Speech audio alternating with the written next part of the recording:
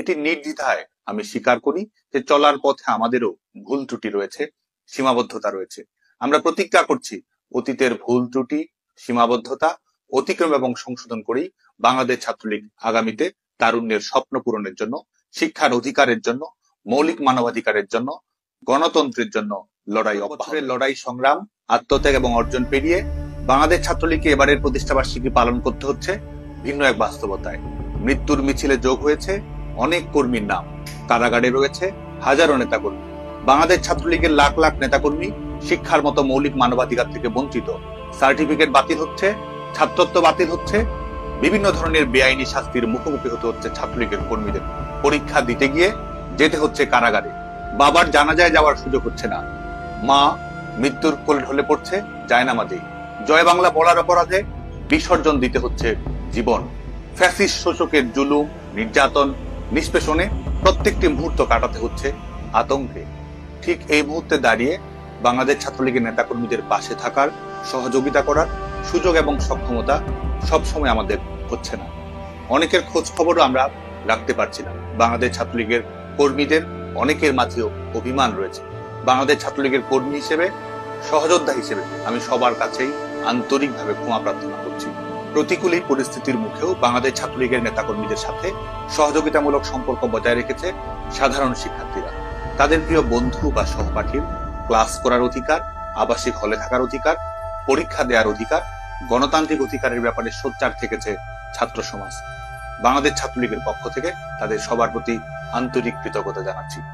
বাংলাদেশ ছাত্রলীগ একই সাথে যেমন অর্জনের কারিগর, ইতিহাসের নির্ধারক, শিক্ষার্থীদের বিশ্বস্ততার প্রিয় নাম, একই সঙ্গে এটি নির্দ্বিধায় আমি স্বীকার করি যে চলার পথে আমাদেরও ভুল ত্রুটি রয়েছে, সীমাবদ্ধতা রয়েছে। আমরা প্রতিজ্ঞা করছি অতীতের ভুল ত্রুটি, সীমাবদ্ধতা অতিক্রম এবং সংশোধন করেই বাংলাদেশ ছাত্রলীগ আগামীতে তারুণ্যের স্বপ্ন পূরণের জন্য, শিক্ষার অধিকারের জন্য, মৌলিক মানবাধিকারের জন্য, গণতন্ত্রের জন্য লড়াই অব্যাহত রাখবে। তো কোটা সংস্কার আন্দোলনে বাংলাদেশ ছাত্রলীগ দায়িত্বশীল ভূমিকা পালন করার চেষ্টা করেছে। আমি জানি শিক্ষার্থীদের অনেকের মনে প্রশ্ন রয়েছে, দ্বিধা রয়েছে, সংশয় রয়েছে। একটি ছাত্র সংগঠন হিসেবে বাংলাদেশ ছাত্রলীগ শিক্ষার্থীদের প্রত্যাশার প্রতিনিধিত্ব করার চেষ্টা করেছে। কোটা সংস্কারের দাবিতে আমরা মিছিল করেছি, সমাবেশ করেছি, প্রেস কনফারেন্সে আমাদের বক্তব্য তুলে ধরেছি। শুধু তাই নয়, কোটা সমস্যার একটি যৌক্তিক, অন্তর্ভুক্তিমূলক, আধুনিক এবং টেকসই সমাধান করার জন্য আমরা ডোর টু ডোর ক্যাম্পেইন চালু করা, বিশেষজ্ঞদের মতামত সংগ্রহ করা এবং শিক্ষার্থীরা কোটা সংস্কার নিয়ে কি ভাবছে সেই প্রত্যাশাগুলোর রূপায়ণ ঘটানোর চেষ্টা করেছি। শুধু তাই নয়, সংশ্লিষ্ট সকল মন্ত্রণালয়, অ্যাটর্নি জেনারেল অফিস, আইনি পদক্ষেপ প্রত্যেকটি ক্ষেত্রেই বাংলাদেশ ছাত্রলীগ সম্পৃক্ত থেকেছে, যাতে করে শিক্ষার্থীদের সমস্যার একটি যুগোপযোগী, আধুনিক এবং স্মার্ট সমাধান তৈরি করা সম্ভব হয়। এবং সেই পরিপ্রেক্ষিতেই বাংলাদেশ ছাত্রলীগের আন্দোলনের ধারাবাহিকতা, সরকারের কাছে ছাত্র সমাজের বক্তব্য তুলে ধরা এবং আইনি পদক্ষেপের মাধ্যমে এই সমস্যার সমাধানের একটি যৌক্তিক পথ উন্মুক্ত হয়েছিল হাইকোর্টের রায়ের উপরে স্টে অর্ডার প্রদান করার মাধ্যমে। বাংলাদেশের ছাত্র সমাজ, সিভিল সোসাইটি এবং সাংবাদিক বন্ধুদেরকে আমি মনে করিয়ে দিতে চাই, 11 জুলাই 2024 থেকেই বাংলাদেশে কোনো কোটা কার্যকর ছিল না, কিন্তু অপশক্তির উদ্দেশ্য ছিল ভিন্ন। শিক্ষার্থীদের লাশের বিনিময়ে ক্ষমতার জবরদখল করাই ছিল তাদের মূল লক্ষ্য। এ লক্ষ্যেই তারা পরিকল্পিত সন্ত্রাস ঘটিয়েছে, শিক্ষার্থীদের অভ্যন্তরে প্রবেশ করে তাদের বুকে গুলি চালিয়েছে এবং পরিকল্পিতভাবে তার দায় সরকারের উপর চাপিয়ে দেওয়ার চেষ্টা করেছে। অথচ দুর্ভাগ্যের বিষয়ে ঘাতকেরাই আজকে ক্ষমতা কুক্ষিগত করে বসে আছে। শেখ হাসিনা সরকার এই হত্যাকাণ্ডগুলোর বিচার সম্পন্ন করার জন্য স্বাধীন বিচার বিভাগের তদন্ত কমিটি গঠন করেছিল, জাতিসংঘকে তদন্ত করার আহ্বান জানিয়েছিল। অথচ আজ ক্ষমতায় আছে তারা যাদের হাতে রক্তের দাগ লেগে রয়েছে। আজকে এই ফ্যাসিস্ট খুনি সরকার খুনিদেরকে ইনডেমনিটি প্রদান করেছে। শুধুমাত্র পলিটিক্যাল গ্রুপ হিসেবে আওয়ামী লীগ, ছাত্রলীগের নেতাকর্মীরা, আইন শৃঙ্খলা রক্ষাকারী বাহিনীর সদস্যরা, ধর্মীয় পরিচয়ের কারণে ভিন্ন ধর্মাবলম্বী মানুষেরা নির্মম হত্যাকাণ্ডের শিকার হয়েছে তাদের কাছেই যারা আজকে ক্ষমতার ছড়ি ঘোরাচ্ছে। ৭৭তম প্রতিষ্ঠা বার্ষিকীতে আমাদের প্রত্যয় ফ্যাসিস্ট ইউনূসের রিসেট বাটন দুমড়ে মুছড়ে দিয়ে ডেমোক্রেসি রিস্টোর করার।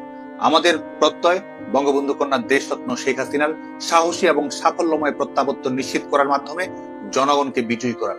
আমাদের প্রত্যয় জাতির পিতা বঙ্গবন্ধু শেখ মুজিবুর রহমান 1971 সালের 7ই মার্চে যেটি বলেছিলেন, জনগণের নির্বাচিত প্রতিনিধিদের কাছে ক্ষমতা হস্তান্তর করতে হবে।